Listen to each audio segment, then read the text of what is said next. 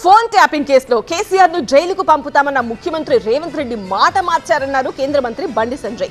ఇప్పుడు కేసీఆర్ ను అరెస్టు చేయబోమని ప్రకటించారని మండిపడ్డారు. బీఆర్ఎస్ మాటలే రేవంత్ రెడ్డి మాట్లాడుతున్నారన్నారు. ఫోన్ ట్యాపింగ్ కేసులో బాధితులకు న్యాయం జరగాలంటే ఆ కేసును సీబీఐకి అప్పగించాలని డిమాండ్ చేశారు.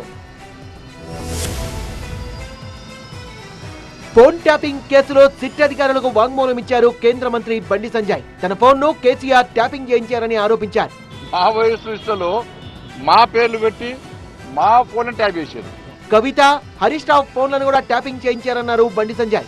కేసీఆర్ అల్లుడు హరీష్ రావు పేరు కూడా ఉందన్న, వాళ్ళ ఫోన్ కూడా ట్యాప్ చేశారు. మాది పక్క పెట్టు, సొంత కేసీఆర్ బిడ్డ కూడా ఫోన్ ట్యాప్ చేశారు. కేసీఆర్ అల్లుడు కూడా చేశారు. కేసీఆర్ ను అరెస్ట్ చేయబోమని సీఎం రేవంత్ రెడ్డి ప్రకటించడం తనకు ఆశ్చర్యాన్ని కలిగించిందన్నారు కేంద్ర మంత్రి. కేసీఆర్ అభిప్రాయం ఏందో రేవంత్ రెడ్డి గారికి అదే అభిప్రాయాన్ని బయట చెప్తాడు. వాళ్ళ కేసీఆర్ గారి మీద చర్యలు తీసుకోమని చెప్పి సాక్షాత్తు రాష్ట్ర ముఖ్యమంత్రి గారు క్లీన్ చీట్ ఇచ్చేసిండు. ఎవరు ముఖ్యమంత్రి గారు చెప్తున్నాడు? మీకు ఎవరిచ్చిన అధికారం అరెస్ట్ చేయాలని చెప్పడానికి? రాష్ట్ర ముఖ్యమంత్రి ఎవరు చెప్తే పోలీసులు చెప్పి కోర్టు చెప్పాలి.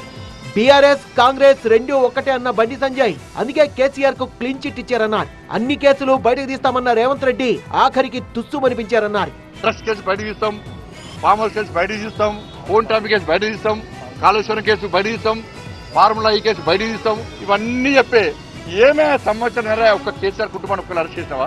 పోనీ తెలంగాణ సమాజం మొత్తము అరెస్ట్ చేస్తారు కావచ్చు అని కళ్ళకు వచ్చుతున్నారు.